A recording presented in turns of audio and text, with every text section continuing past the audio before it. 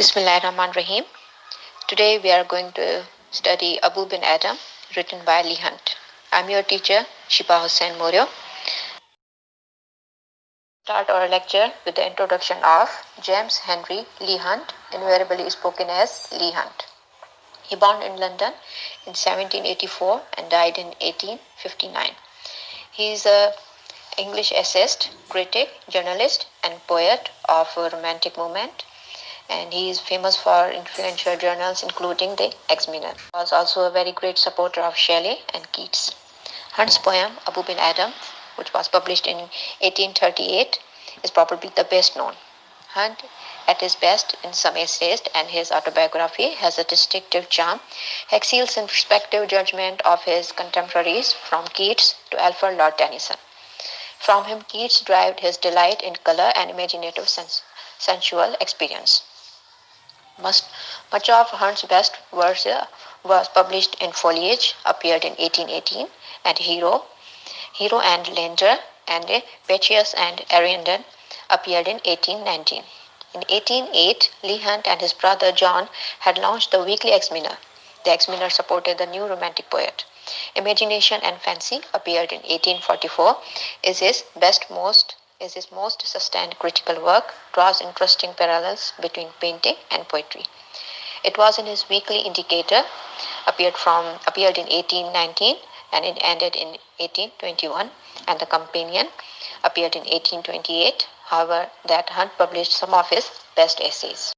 Here in this slide, you can see the portrait of James Henry Lee Hunt, who born in 1784 and died in 1859. His full name was Henry James Lee Hunt. His occupation was a critic, essayist, and poet. His date of birth was 19th October 1784, and the place of his birth is Southgate, Middlesex, England. He died on 28th August 1859.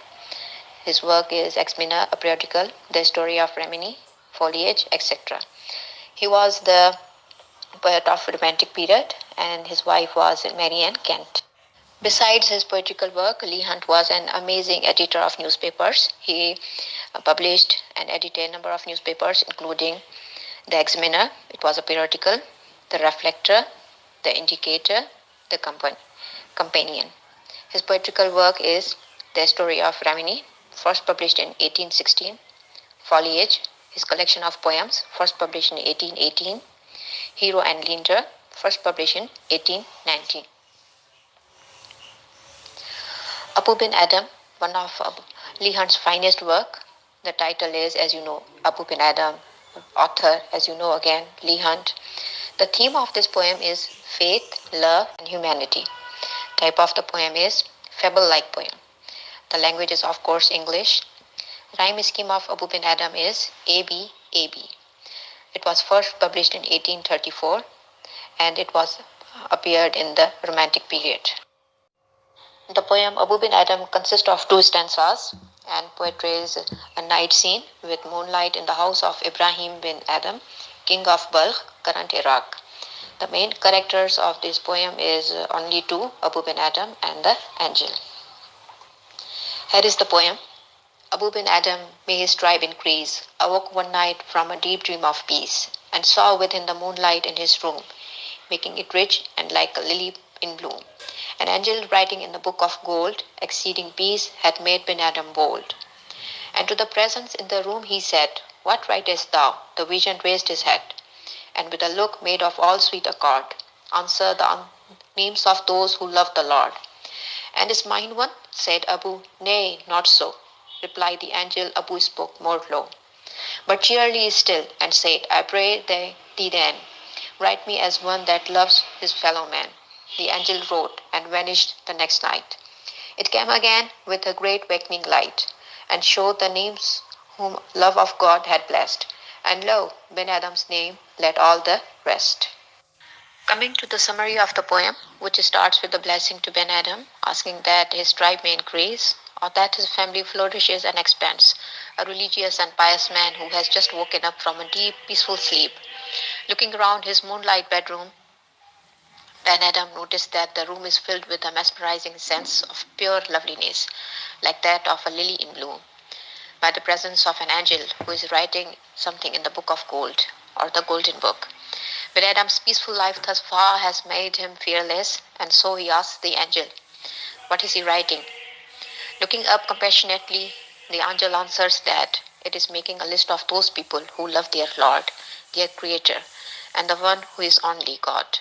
When Adam asks the angel if his name is in that list, it isn't, replies the angel. Unworriedly, when Adam implores the angel to record his name among those who, if does not love God, love their fellow man and the creatures of God. Adam asked the angel whether his name was in the list of those who love their Lord, and the reply of the angel was nay. He was not defeated. He is not ready to give to in despair as another man might. Instead, he remains cheerily and implores the angel to jot down his name as some that loves other people instead. Those who are the fellow man of people, those who has been created by the Lord. This is a slight of twist in the poem, as the reader might have expecting the son to ask that he be added in that particular list, the first list particularly. Instead, he goes to a different road in the hope of providing to God that he is a good person. The angel fulfills and vanished away when Adams requested before disappearing. The next night, it returned in a blazing of light, holding a new list of people blessed by God. Again, same wakening light. When Adam awoke from a deep dream of peace, and when he went to the angel, he asked him if his name is in that list, and looked, his name is at the top of those who love their fellow man and have been blessed. Coming to our critical analysis, let me tell you, my students, that critical analysis is an explanation and a kind of judgment about that particular piece of work. Talking about Abu bin Adam, it is a kind of narrative poem by Lee Hunt in which he attempts to capture the spirit of brotherhood and the fraternity with a hint of spiritual satisfaction. Lee Hunt was an English essayist, critic, poet, and writer. This poem is based on the Arabian lore, which tells the story of Abu bin Adam. The poem begins with Abu waking up one night to find an angel in his room. One might notice that Abu woke up from a deep dream of peace. Being an upright man, Abu has nothing to worry about and has no anxiety, guilt, or worry. Consequently, he has a sound sleep and wakes up from a deep dream of peace. Notice the use of alliteration to capture the sweet nature of this sleep by using pleasant sounds syllable. Awoke one night from a deep dream of peace. Let me tell you one thing, that alliteration is a figure of speech, which is the repetition of same sounds, particularly the consonants. This moment of tranquility is succeeded by an unexpected, dazzling vision. Hunt creates this effect through a splendid usual imagery of the moonlight room within which, like a lily in bloom, an angel is writing in a book of gold. This simile of lily is apt, as lilies are symbol of humanity and devotion. Simile is another figure of speech, is the comparison of same different things with same idea. This simile of lily is apt, as lilies are symbol of humanity and devotion, two traits that Ben Adam seems to embody. Hunt, very much influenced by the Islamic and Judeo-Christian worldview, writes about the Book of Gold, on which is inscribed the name of the people who love the Lord. Well, I guess it's enough for today's lecture, and I hope you will benefit from it. Thank you so much for joining. If you have any questions and queries, let me know. And thank you so much. Have a good day. Allah Hafiz.